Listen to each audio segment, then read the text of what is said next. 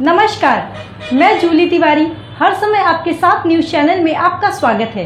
तो चलिए नजर डालते हैं आज के कुछ मुख्य समाचारों पर। उद्धव ठाकरे का महायुति पर तीखा वार, हमें हिंदुत्व सिखाने वाले महाराष्ट्र की अस्मिता बेच रहे हैं। डोंबिवली और कल्याण में आयोजित सभा के दौरान शिवसेना उद्धव बालासाहेब ठाकरे गुट प्रमुख उद्धव ठाकरे ने महायुति पर जमकर निशाना साधा। उन्होंने अपने संबोधन में कहा, जो लोग महाराष्ट्र की अस्मिता बेच रहे हैं वही हमें हिंदुत्व का पाठ पढ़ाने की कोशिश कर रहे हैं। उद्धव ठाकरे ने भाजपा और शिंदे गुट की नीतियों को आड़े हाथों लेते हुए जनता से अपील की है कि वे सच्चाई और विकास के लिए महाविकास आघाड़ी का समर्थन करें। इस सभा में शिवसेना के वरिष्ठ नेता, सभी उम्मीदवार, पदाधिकारी, महिला कार्यकर्ता और बड़ी संख्या में स्थानीय नागरिक उपस्थित थे। कार्यकर्ताओं और जनता का जोश देखते ही बन रहा था। उद्धव ठाकरे ने सभा में महिलाओं की सुरक्षा पर जोर देते हुए कहा, जो भी बहनों को धमकाने की कोशिश करेगा उसके खिलाफ कड़ी कार्रवाई की जाएगी। ऐसे लोगों के हाथ काट दिए जाएंगे।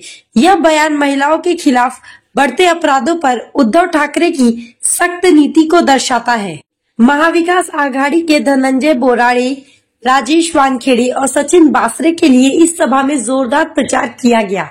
उद्धव ठाकरे ने धनंजय बोराड़े को जनता के सच्चे प्रतिनिधि के रूप में पेश करते हुए कहा कि उनके नेतृत्व से क्षेत्र में विकास को एक नई दिशा मिलेगी।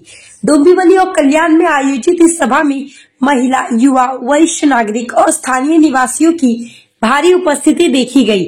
शिवसेना उद्धव गुट के सभी प्रमुख नेता और कार्यकर्ता सक्रिय रूप से मौजूद थे, जिन्होंने सभा को सफल बनाने में महत्वपूर्ण भूमिका निभाई है। उद्धव ठाकरे ने महायुति की नीतियों को जन विरोधी करार देते हुए कहा कि महाराष्ट्र की अस्मिता और संस्कृति को बचाने के लिए जनता को जागरूक होना होगा। उन्होंने राज्य सरकार पर आरोप लगाते हुए कहा कि यह सरकार जनता की उम्मीदों पर खरी नहीं उतर रही है। यह सभा आगामी चुनावों के मद्देनजर महाविकास आघाड़ी की ओर से क्षेत्र में राजनीतिक माहौल को मजबूत करने की दिशा में एक महत्वपूर्ण कदम मानी जा रही है। अगदी 2012 नंतर मी गर्वाने नाही म्हणणार, पण जे खरं ते सांगतो की मी या गाडीवाल्याला मंत्री केला नसता त्याच्या आयुष्यात कधीतरी मंत्र्याची खुर्ची दिसली असती। याच्या मुलाला घरातनं उचलून गोल्यावरती चढवला नसता तर हा कधीतरी खासदार झाला असता। मग एवढं सगळं देऊन सुद्धा तो आपल्यावरती वार करतोय आणि महाराष्ट्र विकून दिल्लीची चाकरी करतोय, तो पुढची तयारी कसली करत असेल याचा विचार करा ना। त्याच्याबद्दल मला काही हे नाही, उलट मला अभिमान आहे की एका साध्या माणसाला आपण वरती नेला, हे मला अभिमान आहे। पण त्यांना हे माहिती नाही की ते मोठे होऊन गेलेले आहेत, पण ज्यांनी मोठं केलं ती लोक माझ्यासोबतच आहेत ना। जसा कोणी मोठा केला तसंच तुला छोटा पण आम्ही करू शकतो। आणि मग पत्रकार जे मला विचारतात की तुम्हाला काय वाटतं लोकसभेमध्ये जे घडलं ते वातावरण अजून आहे का? म्हटलं तसं नाही हो वातावरण। हा मग काय? म्हटलं त्याच्याहून चांगलंय, त्याच्याहूनही चांगलंय। कारण लोकसभेच्या वेळेला लोकांच्या मनात एक शंका होती, आणि या हुकुमशाला कोण गाडणार? ते महाराष्ट्राने करून दाखवलं, हुकुमशाला गुडघ्यावरती आणून दाखवलं। हुकुमशाला गुडघ्यावरती आणून दाखवलं। आणि काही ठिकाणी आपण कमी पडलो, जरूर पडलो, पण आता महाराष्ट्रामध्ये आत्मविश्वास आलेला आहे। अरे आम्ही लोकसभेला तुला गुडघ्यावरती आणलेले आहे, या गद्दारांना आता आम्ही पाताळात गाडल्याशिवाय राहणार नाही आणि गाडूच शकतो।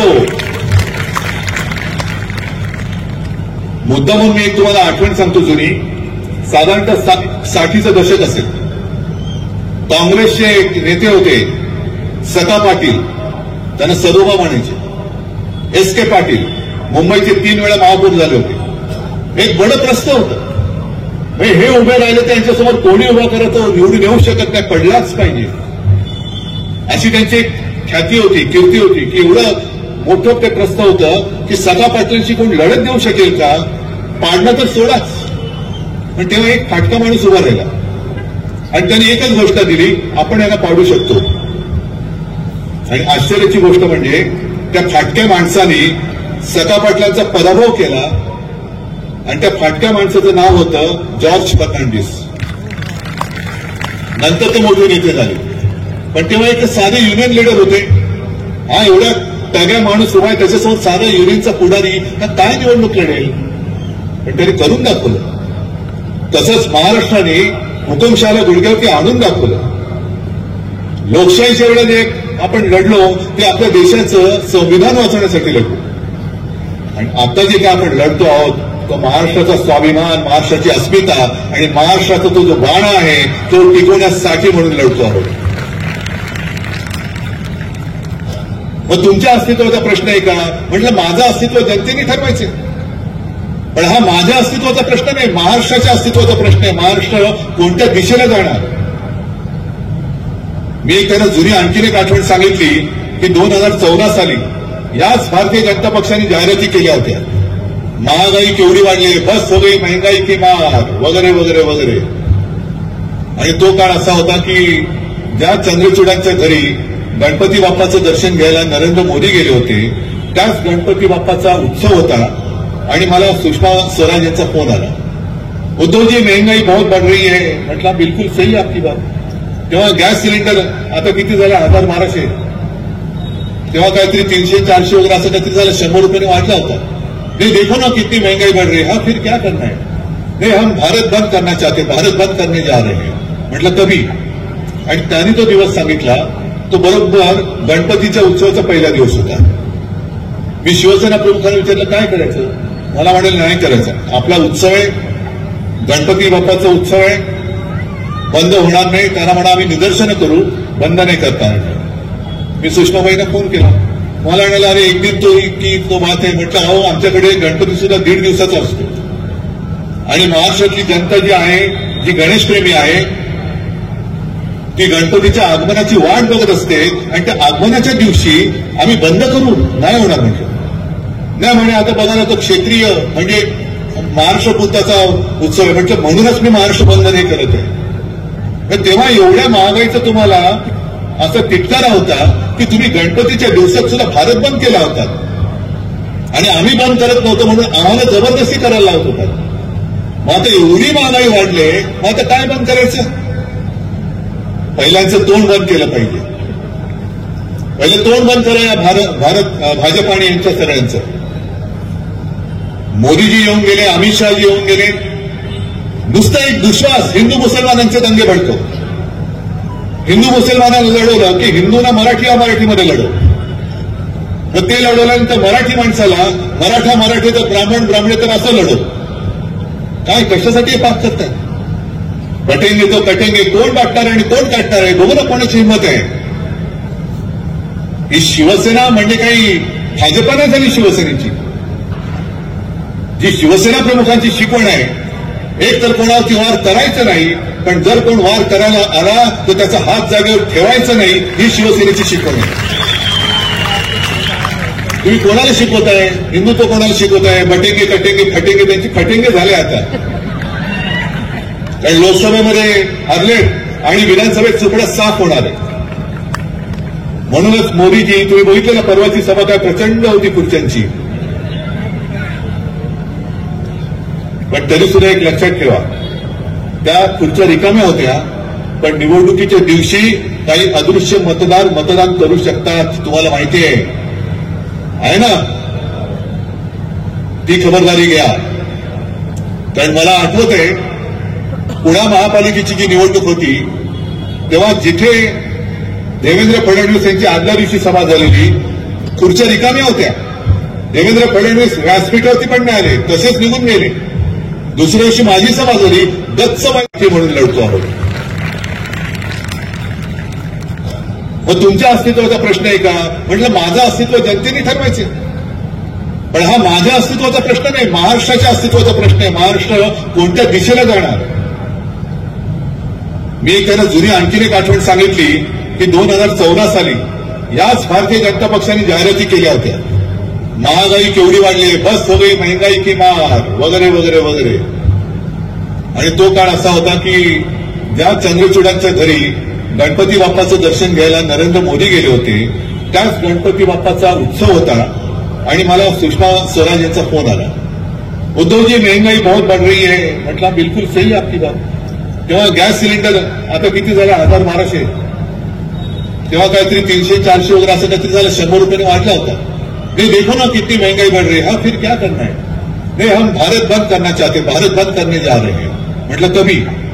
आणि त्यांनी तो दिवस सांगितला तो बरोबर गणपतीच्या उत्सवाचा पहिला दिवस होता.